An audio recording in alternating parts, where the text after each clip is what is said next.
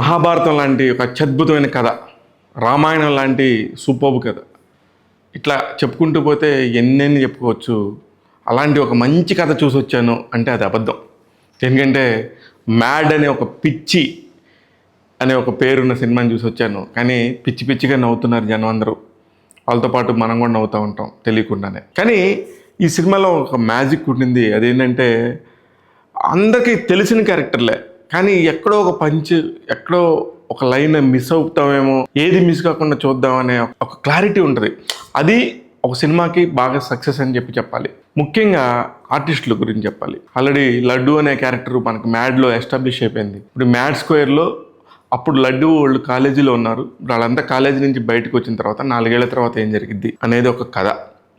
Cinema మొత్తం ఇదే కథ. ఈ చిన్న కథ పట్టుకొని వాళ్ళు పంచులు వేసుకుంటా కొత్త క్యారెక్టర్స్ని తీసుకొస్తా, పాత పాత్రలను అలాగనే కంటిన్యూ చేస్తూ కొత్త క్యారెక్టర్లను తీసుకొస్తూ కథలోకి ఎలా తీసుకొచ్చారనే పాయింట్ మాత్రం చాలా సూపర్గా అనిపించింది. ఎక్కడ కూడా బీట్ తగ్గకుండాను మంచి పాటలు, కలర్ఫుల్గా ఉండేటట్టుగా ట్రీట్మెంట్ తీసుకున్నారు దర్శకుడు నిర్మాత కూడా. ఇకపోతే ఏంటి ఎందుకు చూడాలి ఈ సినిమా అంటే, ఈ సినిమా ఏం లేదు, మనం ఒక జబర్దస్త్లో 10 మిలియన్ 12 మిలియన్ స్కిట్స్ కనుక వచ్చినప్పుడు వాటిని ఎంత ఎంజాయ్ చేస్తామో దానికంటే ఇది కొంచెం పెద్దగా ఉంది. మ్యాడ్ సినిమా కంటే కొంచెం చిన్నగా ఉంది అంతే.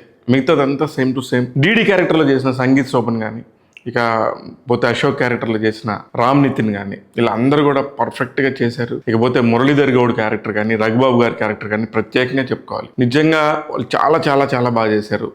ఈ సినిమాలో మాత్రం కొన్ని క్యారెక్టర్స్ చాలా యాడ్ అయ్యాయి. ముఖ్యంగా సునీల్ గారి పాత్ర, శుభలేఖ సుధాకర్ గారి పాత్ర, అలాగే రామ్ ప్రసాద్ అండ్ మన సత్యం రాజేష్, వీళ్ళ నలుగురు యాడన్స్ చాలా పర్ఫెక్ట్గా సెట్ చేసుకునేటట్టు చేశారు. మధ్యలో అప్పుడు కూడా సినిమాలో వచ్చిన కేవి అనుదీప్ అలా వచ్చేసి ఒక సీన్లో ఉండిపోతాడు, అలానే ఈ సీన్లో కూడా ఉన్నాడు. ఇలా చాలా చాలా కూడా ఈ సినిమాకి సంబంధించిన మిక్చర్ పొట్లంలా ఉంది.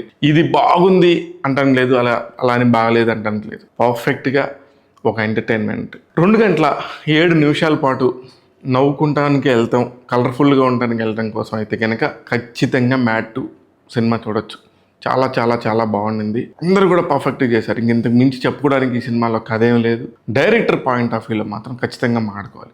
ఎందుకు అంటే ఏదన్నా అద్భుతంగా ఉన్న కథ దగ్గర ఎలా తీశాడు ఏంటనేది మాట్లాడుకోవటం వేరు. ఏ కథ లేకుండా ఆ క్యారెక్టర్స్ అందరినీ సస్టైనబుల్గా ఉంచుతూ ప్రతి ఒక్క సీన్ని ఎలివేట్ చేసేలాగా రాయటం అనేది చాలా పెద్ద టాస్క్. అలాంటి టాస్క్లో కళ్యాణ్ శంకర్ అనే దర్శకుడు పర్ఫెక్ట్గా తీసుకున్నాడు. అందులోంచి కాలేజీలో నుంచి చాలా మంది ఉంటే ఇప్పుడు తీసుకున్న వాళ్ళలో నేను చెప్పి నీ 4 పేర్లే కాకుండా శివ పాత్రని తీసుకున్నాడు. మీకు గుర్తుంటే కనుక సైకో పాత్ర లాగా ఏం చేస్తారంటే, మా నాన్న నాటసారా కాస్తాడు, మా ఇంట్లో గంజాయి పెంచుతాం అని చెప్పి శివ పాత్ర గుర్తుండే ఉంటుంది. అతన్ని ఇక్కడ తీసుకొచ్చారు ఈ సినిమాలో కూడా, కంటిన్యూగా త్రో అవుట్ ఉన్నాడు. ఇలాగా ప్రతి ఒక్క పాత్ర కూడా చూడడం ముచ్చటగా, ఎంత టైమింగ్ అంటే పర్ఫెక్ట్ టైమింగ్తో తీసుకొచ్చారు. ఇవన్నీ రాయటం అనేది చాలా పెద్ద టాస్క్.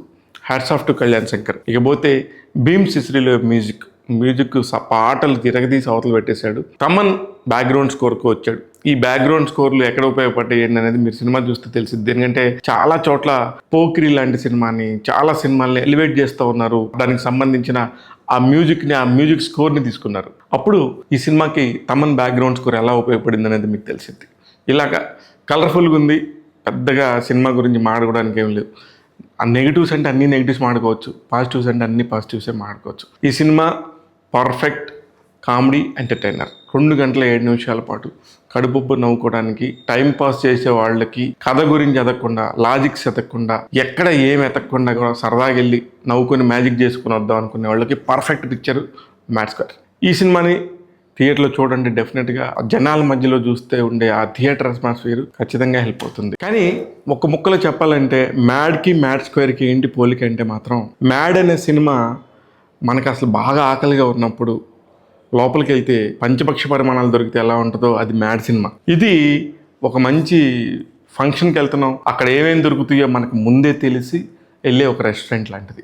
ఈ 2 సినిమాల పోలిక చెప్పాలంటే అంతే. మిగతాదంతా మీకు అందరికీ తెలుసు. అరే అప్పుడే మ్యాడ్ అయిపోయింది ఆ సినిమా అనుకునే వాళ్ళందరూ కూడా మ్యాడ్ స్క్వేర్ కోసం ఎదురు చూస్తూ ఉన్న సినిమా. ఈ మధ్య కాలంలో ఒక చిన్న హీరోలకు సంబంధించి ఎదురు చూస్తూ ఉన్న సినిమా ఖచ్చితంగా మ్యాడ్ స్క్వేరే. దానికి వీళ్ళు చేసిన పని పర్ఫెక్ట్గా కుదిరింది. సినిమాని ఆ రేంజ్లోనే ఎంటర్టైన్ చేసేలాగా పర్ఫెక్ట్గా ప్రతి ఒక్క డైలాగ్ కూడా రాసుకున్నారు. నెగిటివ్స్ దగ్గరికి వచ్చేసరికి చాలా సార్లు కూడా ఇది ఇంతే కదా, ఇందులో పెద్ద ఇంతకంటే నవ్వడానికి ఏముంటుంది, ఇక్కడ ఇది పేలలేదు కదా అని మనలో మనకే క్వశ్చన్ మార్క్స్ ఎదురవుతూ ఉంటాయి. ఇంతే తప్ప మిగతాదంతా మ్యాడ్ టీమ్ని ఖచ్చితంగా సక్సెస్ కొట్టిన ఫీలింగ్ అయితే ఖచ్చితంగా వస్తుంది. ట్యాగ్ తెలుగు మ్యాడ్ స్క్వేర్ సినిమాకి ఇస్తున్న రేటింగ్ 3/5. నేను మీ శివ మల్లాల.